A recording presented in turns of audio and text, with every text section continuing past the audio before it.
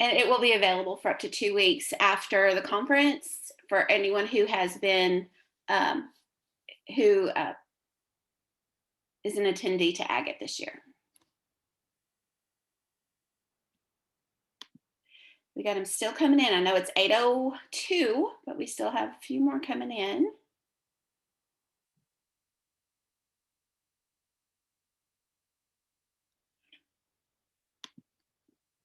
Okay, Stephanie, if you would like to, I'm going to give just a few little announcements, and then I'll keep admitting people in as they come available. Again, I'm Kelly Clark. I am from Rosebud School District. I'm also the AGATE proposal chair this year. And if you have any questions or anything, we're going to just put them in the chat, or you can just kind of, we'll do some give and take talking and asking questions for Stephanie McCoy. I want to draw your attention to the bingo sheet. It's on page 36 of your program. If you printed that out, one of the things that you can do is you can check off the box that talked about the seeing someone with the official AGATE t-shirt. I have that on today. So if you'd like to go ahead and check that box, that would be great. And I am going to hand it over to Stephanie.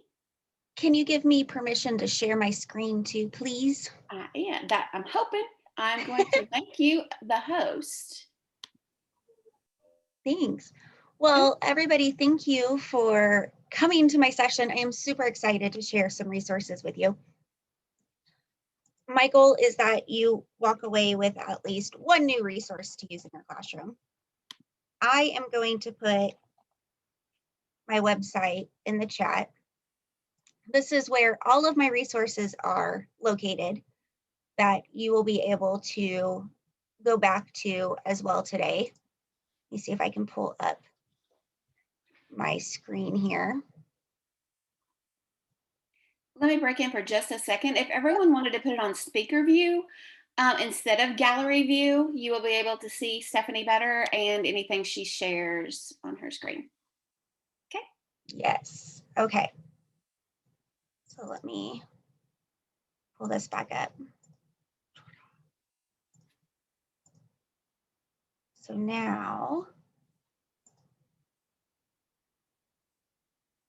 let me see if I can share. Thank you for being patient with me here. It's a learning process for everyone. It is. Okay. So now I think, can you see this screen over here? Does it say Zoom? It does say Zoom at the moment. We got it. Okay. Now you see all of your faces.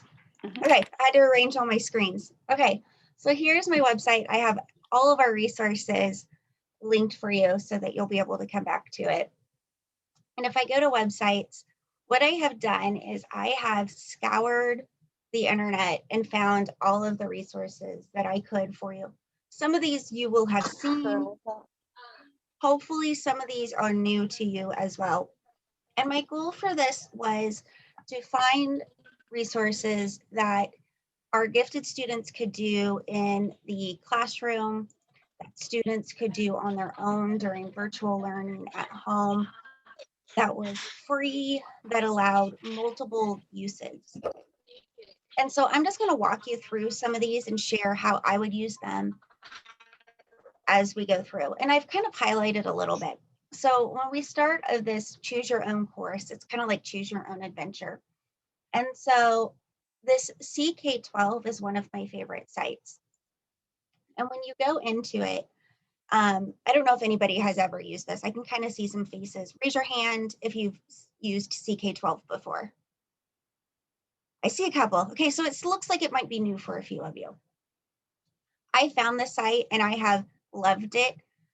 I have personally used it a little bit of myself. I'm currently, I've been an educator for a long time. I wish I would have used this. I'm currently going back to school, learning some more. I've used it for statistics myself.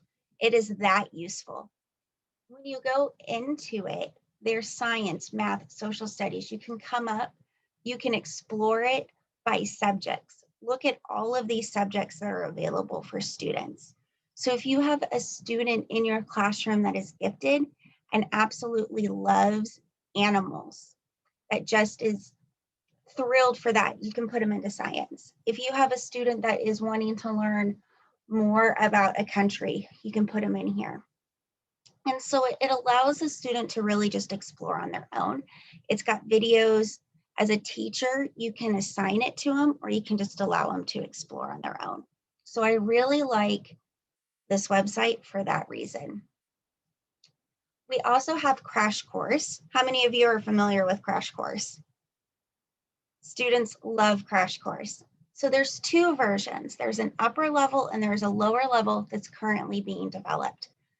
This website started out on its own, and now PBS has started it. So PBS airs it, and now they're also producing it.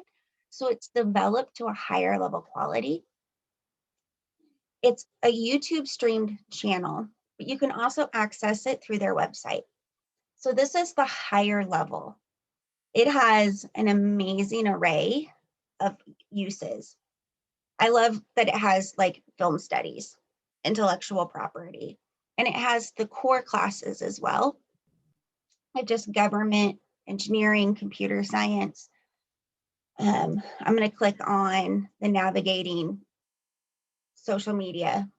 And when you click on here, it tells you a little bit about it and you can watch videos. What kid does not love watching YouTube videos? I have a 12-year-old. That's all he does is watch YouTube videos.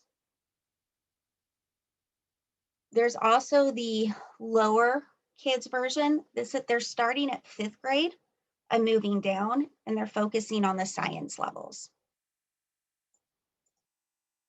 And so these are, again, geared. There's a female that is the host of this show, and she really gears it down and breaks it down for students. I have had gifted students who will sit there and they'll watch all of them, and then they want to come and tell me absolutely everything they can about these videos. And so I really like the fact that these students are able to just really watch all of these. And then of course you have your classic Khan Academy, which again is just every course that kids are able to, and they're constantly being built upon. And then we have coding. I absolutely love anything that has to do with coding. This past fall at the University of Arkansas, I taught an undergraduate course and I had my future teachers do coding because it seems that sometimes teachers are afraid to do coding with students. So I encourage you, if you haven't done it, get on one of these 3 sites and do it yourself. The first I have is code.org. How many of you have ever done code.org with your students or yourself? I see a lot of hands. Okay, so this is the one that's a little bit familiar with you. I absolutely love this one. This one is self-guided for students. It has videos. It seems lower level, but it has courses all the way up through 12th grade. It walks you through, students are able to watch videos, there's tutorials. It's really pretty much self-monitored. Then if you need a little bit more challenge, there's this great one called MIT App Inventor. This one gets students to actually build an app for a cell phone, and they can build a QR code, take it with their phone, and actually put it onto their phone. So this one gets a little bit more advanced for students, but it uses the same block style coding that they would do in the code.org. So it's really nice that they can build it on up. Then you can go a step further and there's Microsoft Make Code. This site does have a little bit of hand manipulatives that might need to be purchased, but there's also some that can be just done on the computer. And so I included this one as well because I know sometimes students do have access to these materials and they can also just do it on the computer as well. But these are other sites that I thought would be great for students, especially in the virtual learning environment, because they seem like games, but they are also really good high critical thinking sites for students. The next section that I included is exploring the arts, because I know that oftentimes our students are really interested in music, art, dance, movement. And those are some areas that sometimes get left out of the core curriculum. And so these ones are areas that are really good to include. And the first one I have is Google Arts and Culture. This is one that I really, really enjoy. Make sure I have this on. There are a lot of options to do in here. You can create your own art. There's crossword puzzles to do with art. You can explore museums. You can travel the world through pictures. It's done through Google, so you know it's really good. There's one that I absolutely love. It's the Blob Opera. I just absolutely love it. Hopefully it works since I'm zooming. These little guys sing, and you can create your own opera. I want to skip the tutorial so I can really show it to you. You can create your own opera with these little blobs. And so you can experiment with sound within it as well. You have to at least do the bass. And so students can even record and send their operas to you. And so I like this one. So I see some smiles on the camera. You can see your students really enjoying.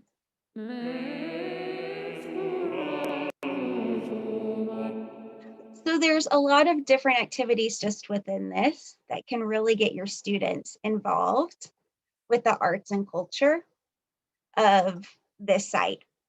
This is just the tip of the iceberg with this one.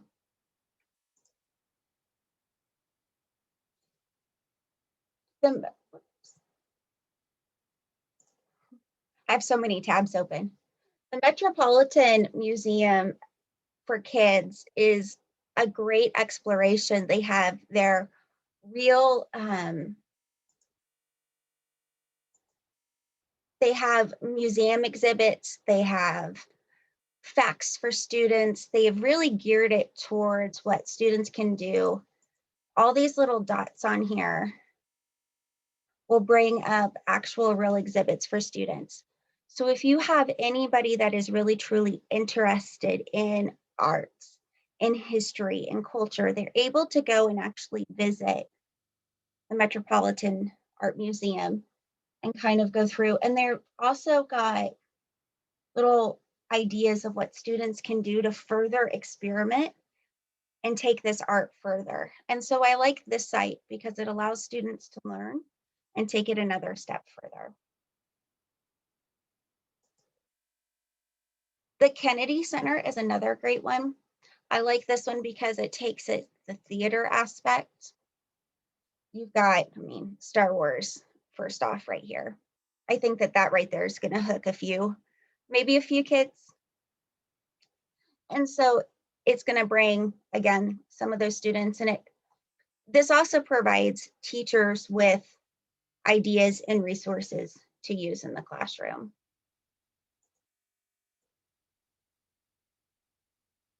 The Louvre Museum in Paris has virtual tours.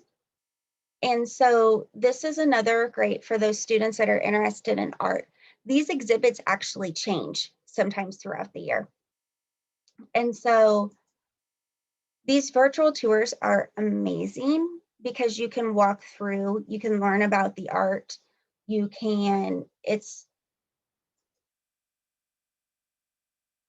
you really get a lot of freedom in what you do. It'll pull up, you can read about the art as you explore the museum. And so they have multiple exhibits that students are really able to access and watch and learn.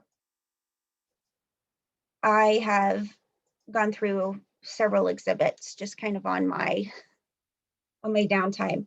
I would definitely explore the museum depending on your age group before you just let the students go and explore, so that you know which exhibits they're going to explore, just in case there's any sensitive art material that they may have access to. The next two that I have on here are explore dance, and the first one is called Fit Laura, which is a dance and fitness one, and the next one is YouTube. It's a kids spot. And so if you've ever been in the classroom and had indoor recess, especially with younger kids, or needed to have students get up and move, I included these two in the arts and culture because I was a dancer when I was younger and I loved to move. I was interested in anything dance. I studied dance. Uh, I was fascinated by it. And so these were two that I would have loved to have explored more. I would have studied dance routines. I would have wanted to learn the newest dance moves, especially as somebody that lived in a town that didn't have access to dance studios. And so these next two YouTube channels I had included because they did have some good movement and moves for students. So Fit Laura does have she does fitness and dance routines. So those might be helpful and beneficial to some students that are older because her choreography is a little bit more advanced. And so you're going to have students who really like to do that. They might like to explore this on their own, might like to practice it on their own, may take what they learn here and apply it to their own style of dance. Then you have Kids Bop. Some of these, there are subscription materials, but a lot of these you can access for free. They are to modern songs. It's Kids Bop. And so anything that might be material that all the songs are done for kid ears, I guess I could say. The moves are a lot of fun. They're repetitive, but they're modern moves. As an adult, it's a great workout if you do it with your kids. I will do this. I actually subbed in a preschool classroom this week. And for indoor recess, we played 4 Kids Spot videos, and it was the best 30-minute workout I had had all week. It was amazing. And so these are great movements for students to do and to practice. I feel like I'm talking a lot. Any questions? Hopefully you're getting something. And this site is live. I will continue to add to it. So these are up here for you. This next site, this Glenn virtual tours.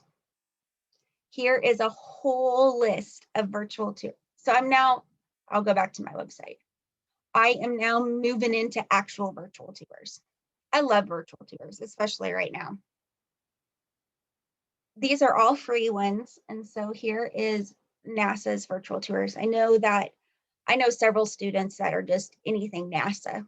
And so these are all tours of anything. Click anywhere to start the tour. So you actually get to tour part of NASA. This is somewhere you would never get to go unless it was virtual, right? And so you can click. And what I like about this is there's photos, so you can learn more. There's videos, so you can see experiments. They give you more information, and you can literally just kind of walk around and see more. So I can see students really getting lost in these environments. Our next virtual tour is zoos. I only picked one zoo, but there is a ton of zoos out there that have virtual field trips, virtual tours. I really like the San Diego Zoo um, because they have a lot of resources. I really like their cameras. Not all of them are live right now. The Panda Cam, just to let you know, San Diego sent their pandas back to China. So their Panda Cams are archived footage. But most of their cameras you can do as it's live streamed. So if you click on it, you can watch there. So currently, this is actually the koalas are live. You can tell down here, and you can hang out and you can watch them. I used to play these sometimes in my classroom with my gifted students. At the time, the pandas were actually there, and we loved watching the pandas. The next virtual tour is George Washington's Mount Vernon home. This is an amazing one. I have actually got to visit this place live. And so I think that the virtual tour is amazing. You are able to learn facts.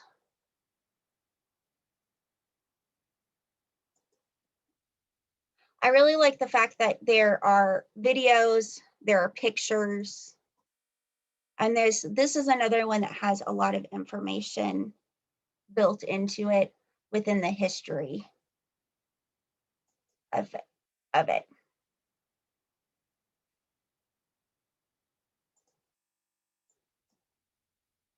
I'm going to move on to some content specifics sites that I have found. There are so many out there that I could put in here. These are just some of my favorites that I have found. The first one is iCivics. This is one that a friend shared with me during the 2016 president election, and I really liked it because of the simulations. Let's see if I can. So what is really nice is iCivics has games, and these are all simulations to where they're decision making. So you do this, this happens. You do this, you do this. One of the ones that I really liked was Win the White House. So students had to make democratic decisions to get enough electoral votes to win the White House. There's ones on making decisions for the Supreme Court. And so this one was a really nice one for them to figure out, if I do this, this happens. And so this was a really good, just because it was definitely a simulation. It wasn't just rote memorization. I put Prodigy on here. It's definitely not one of my favorite ones, but the students really liked it. So that I just listed, I'm not going to really talk about it. This was one that I found. I'll come back over here. It's called FET Interaction Simulations. It's a project by the University of Colorado, and it's free science, interactive, research-based simulations. And so when you come in here, some of these are over my head, but I think the students will really get into them. I love when I can tell my students, I don't get this. Let's learn it together. And so I think that that is amazing that there's resources out there that can help me explain things to my gifted students, like quantum chemistry. And so, I mean, look at some of these, like build a molecule, build an atom, diffusion. I taught elementary gifted, that was my area. Definitely had some kids that would have loved this, pH scale. And so they are able to go into it, they're able to modify it, they're able to see, well, if I do this, this happens. If I do this, this happens. So this is definitely an amazing area for students to get in and to explore. It helps explain things to them. And it also gives things for teachers too, to help out as well. So this was one of my favorite finds as I was looking for resources as well. This next one, Toshiba Exploravision. This is a project, I don't know, I don't know if anybody has done this project, Toshiba Exploravision. This is a writing project. I did this multiple times. I did it when I taught 5th grade. I did it when I taught with my gifted. This is a science and writing project.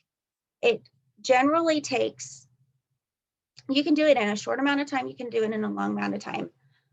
I did have students who got honorable mention for 2 years. It's national. And so it's one that you definitely have to plan. There's a lot of resources all up in here. It's one where students are given, it's the same thing every year. Students need to identify a problem, come up with a solution, and create a way to do it. They have provided more resources and outlines for it. And it's just amazing. It really gets students to think about real world problems and ways to identify and problem solve for that. It's in-depth writing, it's in-depth problem solving. It's a great way to get students to elevate their thinking and to really go long-term with that. All students who participate in it get a little award. Students who get honorable mention get a bigger award. Students who actually place get a really big scholarship. And so it's a really nice, and it's a collaborative project. Students have to work in groups of 3 or 4. And so this is a really good, if you're looking for something for writing or a bigger project scale. And it's, again, it's done by Toshiba. So it's a really good, solid built program and I really liked it. Most of you are probably familiar with New Zealand, but I always like to share this one just because of the free resources that are available with the current events and the leveled reading for students. A lot of my students like to be able to have accounts and be able to go in and read about their current events that they had. Then I get to the just for fun down here. This GeoGuessr, if you have students who like to get on, I see a couple head nodding. So some people might have seen this one. This one it's free. You can play once per day, or you can have unlimited if you do a monthly subscription, and it's low cost. But if you have any kids who like to do Google Maps, and what you do is, I'm already in it. You go, and I did the United States, and what it does is it drops you, basically. And then you have to try to guess where you are in the United States. So I have no idea where I'm at. And I literally have to like keep moving around and try to figure out. Oh, look, so this says Hershey's Park. I am probably in, I have to use my, brain to figure out, probably in Hershey's, Pennsylvania. That would be my guess. And so then I would have to come to the map and I would have to like zoom in.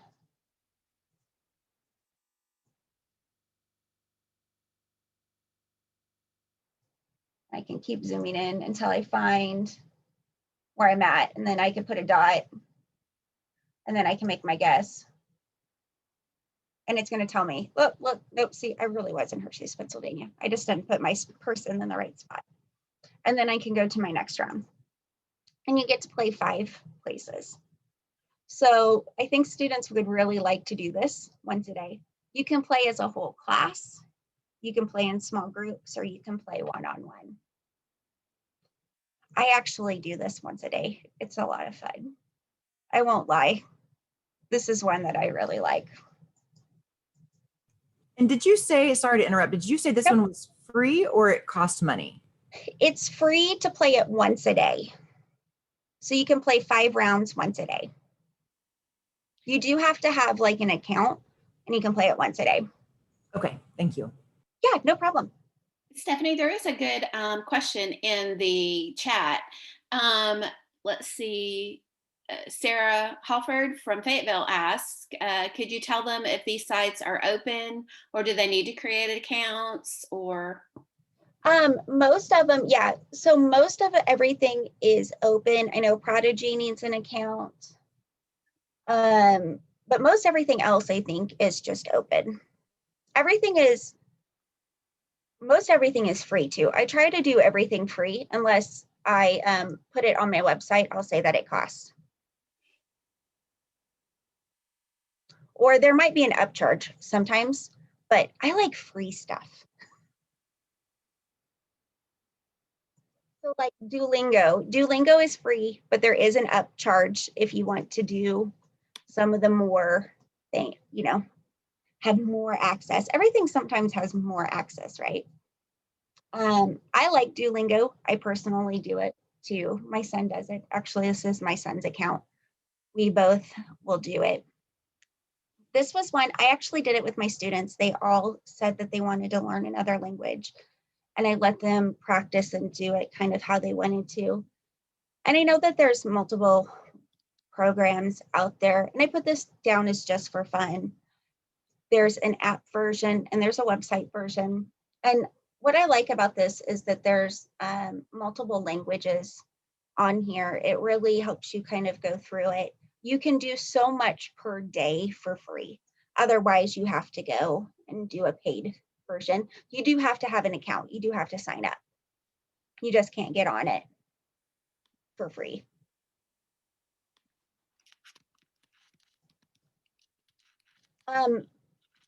Going on to, I put a section down here called mindfulness. Our younger elementary teachers will probably be familiar with Go Noodle to get our kids up and moving.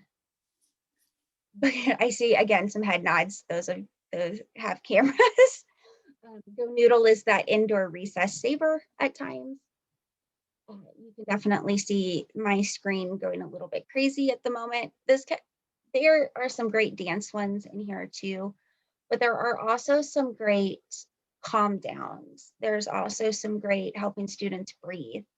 And so I really like this one for the kind of the social emotional side for our gifted students, for the helping the focus, for helping the relaxation. And so I always include this one in there as well. And so that's one of the things that I really like about this website. And again, as a teacher, it's a great workout in the middle of the day. If you want to, if you want to get in your 30 minutes of workout, just get the students out there and, dance along with them. And so that's kind of a great way to get your time in as well. And then another one too is Calm. I see this one advertised on the TV all the time, that, pause for 15 minutes and breathe. But there you are able to get access to everything as a teacher for free. Normally it's like $300 a year or something like that. But as a teacher, you have free access. And the link that I provided on my website will provide you free access. That's the link that you have to sign up through your school account. And they check, I believe. It was a while ago that I signed up. But it's trying to give me my calm music in the background.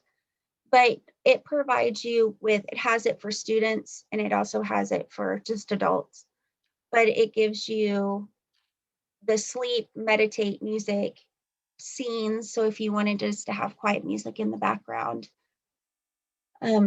for your students, for students, as far as extensions, if students needed to go calm down, this is a place for them to access. If students needed to plug in and have quiet music through their headphones, this is a place that they could plug into as well. That was a lot of information, a lot of websites that I'll continue to add. This is a live website that'll continue to grow, continue to be modified. What questions? Hopefully everybody got at least one new site, one new website. That is my goal. I got a thumbs up. That really makes me happy.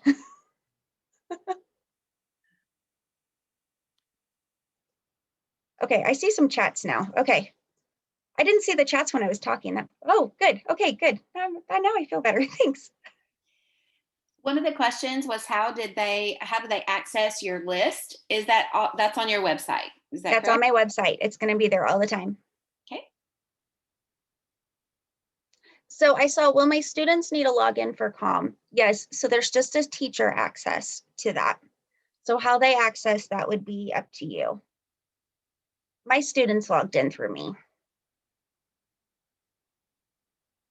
I tried the website, it was blocked. If you're at your school district, and that might be, it's a WordPress. So if your school district blocks WordPress, that might be the issue. You may be able to contact your IT guy, your tech guy at school, and let him give you access. I've had to do that several times on websites that I wanted to use. So.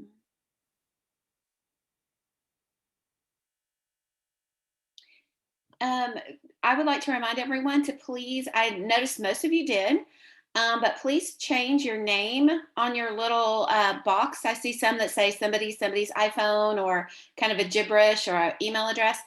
If you could change your name to your first and last name and your school district, that would help us keep track of who is where today throughout the day. You only have to change it once and for the rest of the day. You hover over your picture, your little square, 3 little dots should pop up on the right-hand corner. Click rename.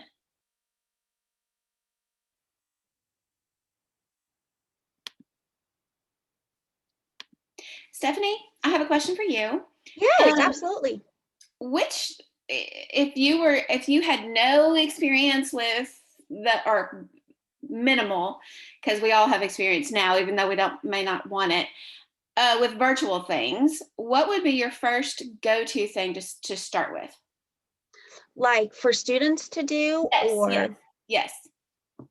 And let's just pick like 5th grade. Say you had 5th grade gifted students. What would be your first go-to thing to get them into the virtual stuff? I would start with something where they could choose, where they had options Mm-hmm. to go to. So if they were,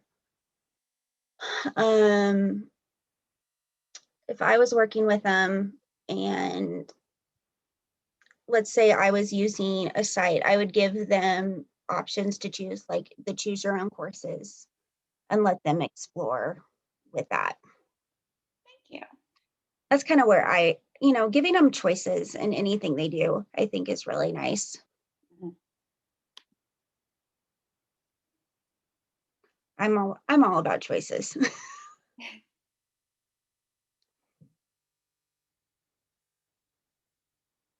Other questions for me? I know that we have a little bit of time. I wanted to make sure that you guys had a little bit of time afterwards if you needed to. I know the vendors are going to be available between sessions.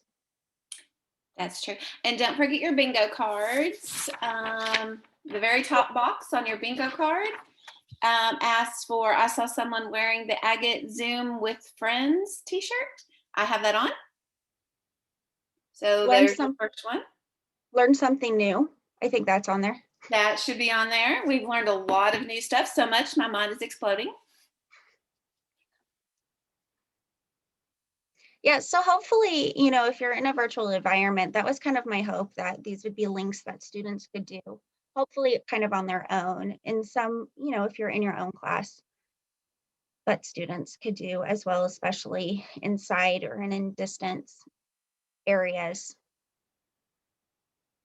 and in spaces. I think that, when we look at websites, we're always having to, kind of explore and what is good, what is a good website, what is quality. We spend so much time on the website. I was trying to, take some of that work out for everybody. Here's a good place to go for resources. Perfect. It's so much of what we need right now. Yes, we spend so much time online. Yes. Yes. And today will be a long day. Sitting in front of your computers, you're going to be getting a lot of information. So during the vendor breaks, I really encourage you to take a break, stretch your legs. Do go to the vendors though. We've got some really cool stuff there. Sarah asked, which is one of my favorite sites that I've shared. Oh, Sarah, that's such a hard question because I don't know. It kind of depends on which one we've done. I really like the science simulations because I think that students really will get into those. And I'm a fan of the CK12 just because there's so much that's possible through that. I think that I've had some students really get into being able to, because they get, part of that is because students right now are so into watching YouTube videos to learn.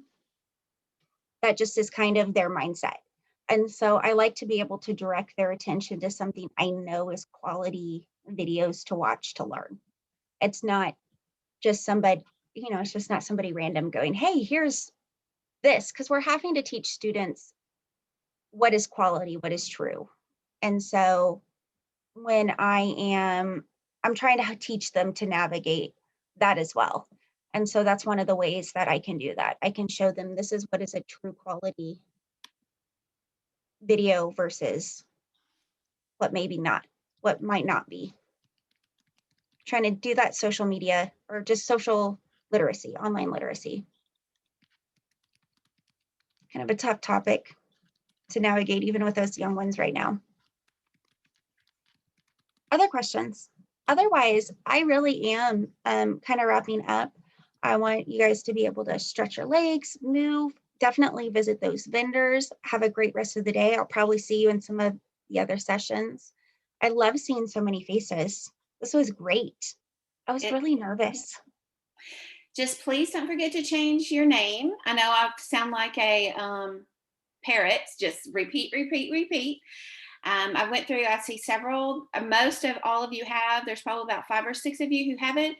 If you're unable to change your name, if you could just send me a private little chat thing or just talk on here and say, hey, I can't do it. I can change it from my end.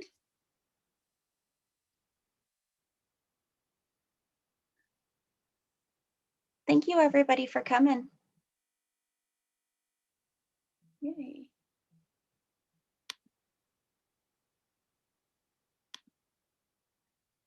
Thank you so much for presenting to us. It was a lot of information and I look forward to going to your website and checking everything out. I love it. Hey, Kelly, was there a session ID for this, or are we not doing that? Oh, you're not doing that? That's why I need your name and your school district, or at least some of you may not even be affiliated with the school district right now. That's how we're going to be sending, and we'll be emailing and sending that stuff to you. Okay, perfect. Thank you. You're welcome. Hopefully Sketch is taking care of all of this for us and Zoom when we're linked in. So Yes. Okay, perfect. Thank you. Thank you. I have some people coming into the waiting room probably for the next session. That's kind of what I was thinking. So I'm going to go ahead and end the recording here for this session. Take your break, stretch your legs, visit the vendors, and get ready for the next session. Begins at 9:10. Thank you. Yay. Thank you. This was fun.